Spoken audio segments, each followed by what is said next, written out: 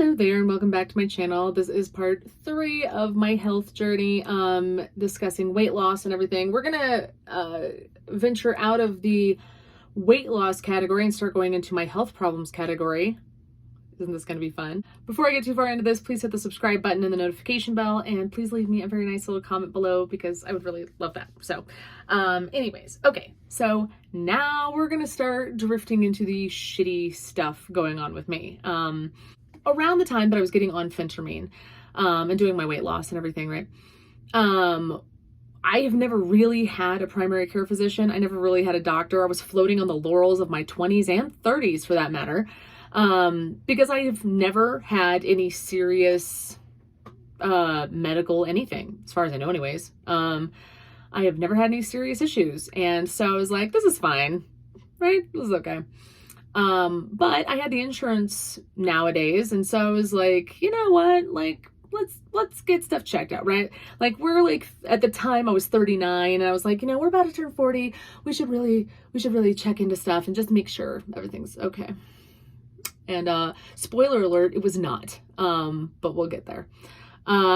So basically the first thing that they did from my blood work was they figured out that I was anemic, which I guess I've realized that I bruise a little more easily over the last few years, but I hadn't quite put it together. And they're like, oh yeah, your platelets are shit. Like, you have like no platelet. How are you even coagulating? And I was like, oh, okay. I didn't know that. That's interesting. And so like, okay, number one, you have very low platelets. And number two, you're vitamin B12 deficient. And I said, oh, that's interesting and terrible. So, so the first thing they did was, they started giving me vitamin B12 shots, which good call. And it didn't really surprise me because, again, as previously mentioned in the other video, I never really ate for nutrition my entire life. Like, I always just ate for taste and for convenience. So I eat a lot of fast food and a lot of junk and everything. So it's only been in the last, at this point in time, I had only just switched over to not eating like a total fucking dumpster fire for like 2 months, right? Right now, as of right now in 2021, I've been eating pretty decent for the last 2 years. But back then in October of 2019, I was still just basically getting into trying to take care of myself, right? So the fact that I had no B12, I'm like, well, you know, that makes sense. Like, I don't really focus on eating for nutrition or anything. So like I said, they gave me B12 shots and they started to give me a sublingual as well to take the rest of the time. They're like, yeah, you should probably be taking a sublingual vitamin B12.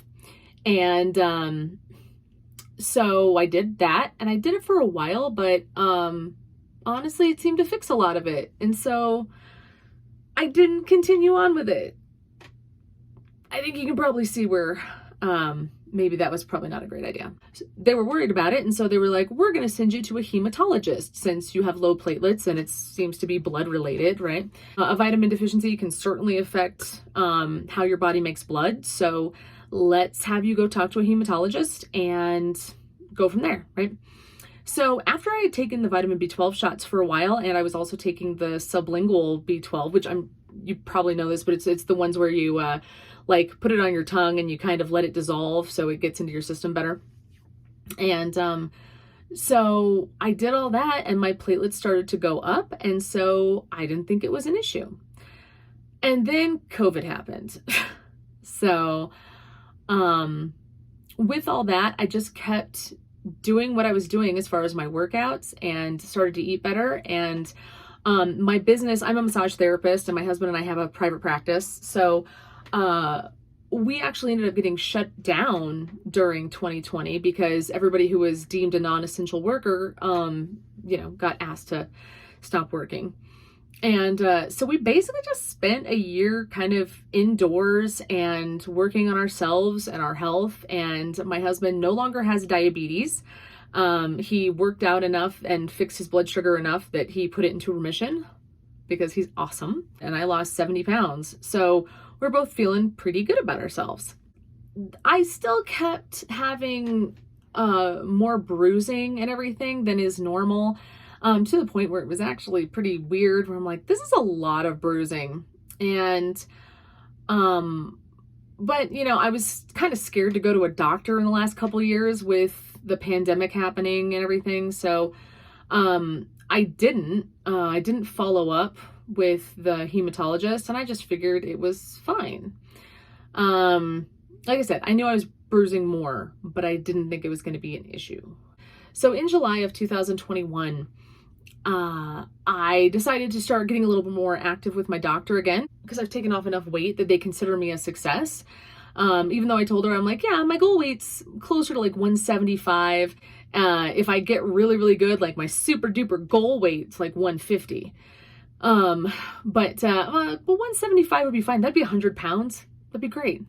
And so with that though, I started seeing my PCP, and because I hadn't really been in to see my primary care physician in a while.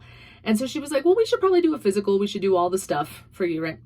And so I agreed, and I was like, yeah, totally. We should always do that. You should do a yearly workup no matter what, right? So they did my blood work again, and once again, I was still B12 deficient, but by then I hadn't really been keeping up on it a whole lot. You know, like I kind of forgotten about it. I was like, yeah, it's probably fine, right? I would like take vitamin B12 every now and then, but I was not being like religious with it, you know?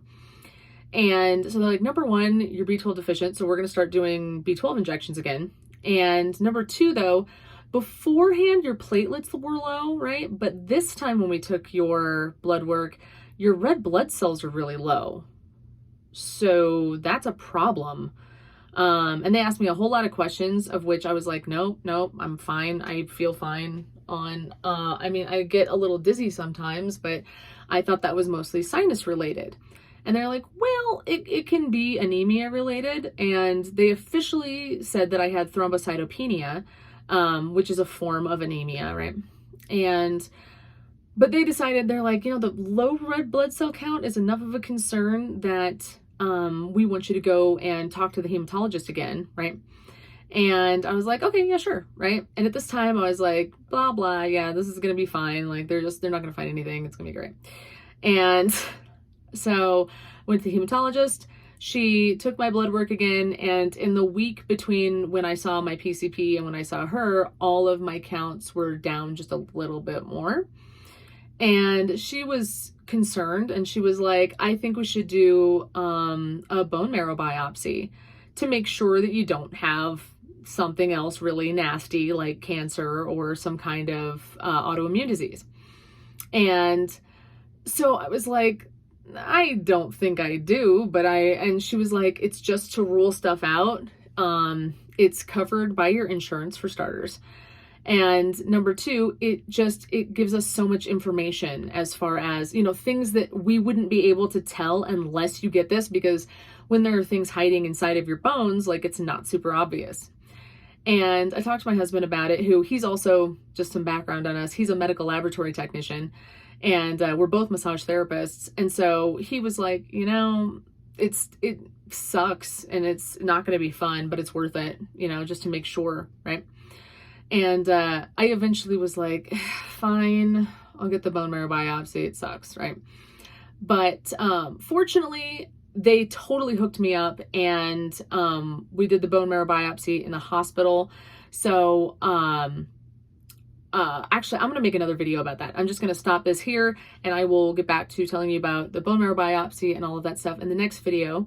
Thank you so very much for watching my channel, and I hope you subscribe and all this stuff. I apologize that I'm like clearly the most unpolished YouTuber in the world with talking about my stuff, but hopefully you're getting something out of it. So yeah, I would really appreciate if you would follow me and leave me a comment below, because I would really appreciate that. So I will just talk to you in part 4, which will be all about my bone marrow biopsy and all that jazz that I had to do. So anyways, thank you very much for watching, and I will just see you in the next one.